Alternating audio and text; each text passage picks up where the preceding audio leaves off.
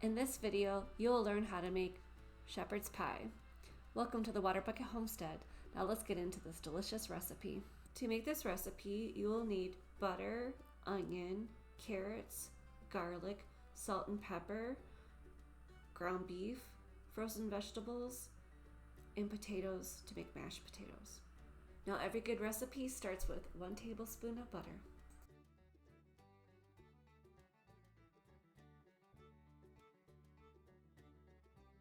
Place the butter in a pot and put it over a simmer low heat. While the butter is melting, you're going to chop up a yellow onion.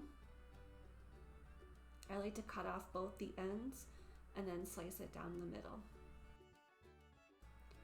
I will peel off the first outer layer of the onion, and then I'm going to place the ends and outer layer of the onion in a freezer bag, and I will use that at a later time to make bone broth.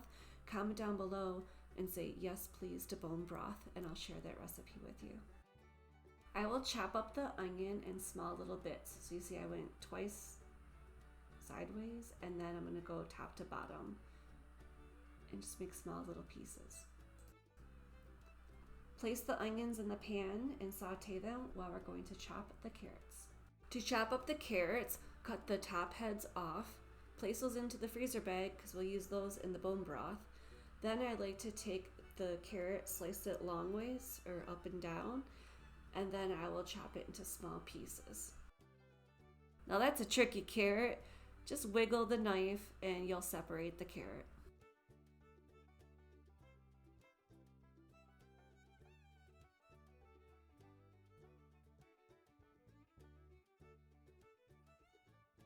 Gather the stems and just cut them into bite-sized pieces.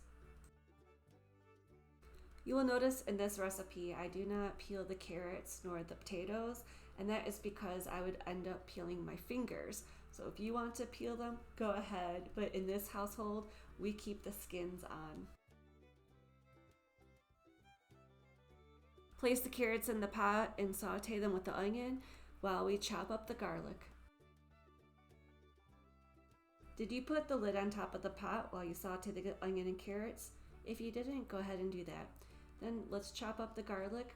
I just cut the bottoms off. If I did the whole clove or like the whole bundle, I would just chop the bottom off of all of them. But since I only needed 3 or 4 garlics, chop the bottom, peel the skin off, and then I'm just gonna mince them up into little pieces.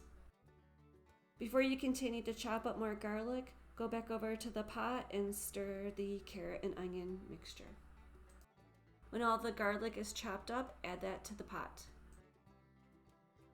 I'm going to add a pound of ground beef. Note that you can use any pound of meat of your choice in this recipe. I'm going to take a wooden spatula and chop up the meat, and I'm going to let it brown.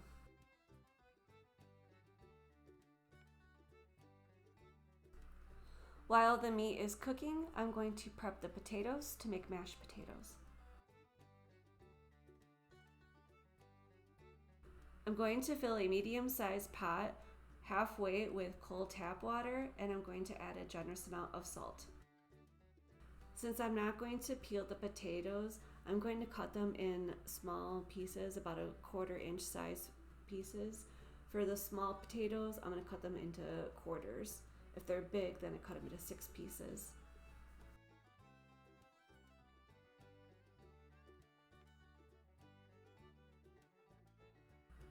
Once all the potatoes are chopped, we will place them in the pot of boiling water, and we will boil the potatoes until they are done. I forget how long it'll take for them to be cooked, but you just stick a fork in there. If the fork slides in easily, the potatoes are ready to mash. And just like that, the potatoes are done. They've been drained, put back in the pot, and now we're going to get our hand masher and mash away. But first, we need to add some butter so the butter can melt while we mash the potatoes. We're going to sprinkle a nice amount of salt and a little bit of pepper. I will add some parsley flakes. You can add any herbs that you would like. I didn't feel like chopping any more garlic, so I'm going to add some garlic powder. Now I'm going to mash the potatoes to the consistency that I like. Oh, but we forgot one more ingredient. I'm going to add some olive oil into the mixture.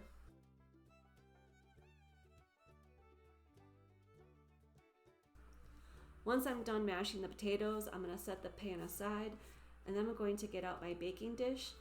And since this is made with ground beef, there's enough fat that I don't need to grease the dish. But if you're concerned of food sticking, you can grease your pan. I'm just going to put all of the mixture in and spread that evenly throughout the pan.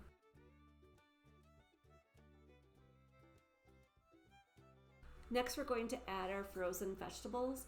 Here I'm using some Michigan sweet corn that I froze myself. I do like to rinse it off to rinse off any of the water moisture that collects when you freeze your vegetables. And we're just going to spread it around the pan evenly.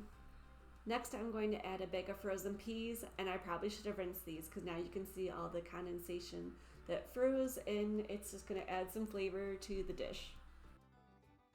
Now we're going to add the mashed potatoes on top of the dish and spread that evenly across. Do you celebrate St. Patrick's Day? Do you have any St. Patrick's Day traditions? What is your favorite meal to cook on that day? I do like to have a mix of either corned beef and cabbage or the shepherd's pie. Place the dish in the oven. The oven should have been preheated to 350 degrees Fahrenheit. If you forgot to do it, that's okay. Just place the dish in now and bake it for about 30 minutes. And I believe around 25-30 minutes, I switched it to 425 degrees Fahrenheit so that way the potatoes would get golden brown. And here's the final product. If you enjoyed this video, please give it a thumbs up. Comment down below and let me know if you're going to make this dish. And for more recipe videos, please subscribe so you'll never miss out. Bye everyone.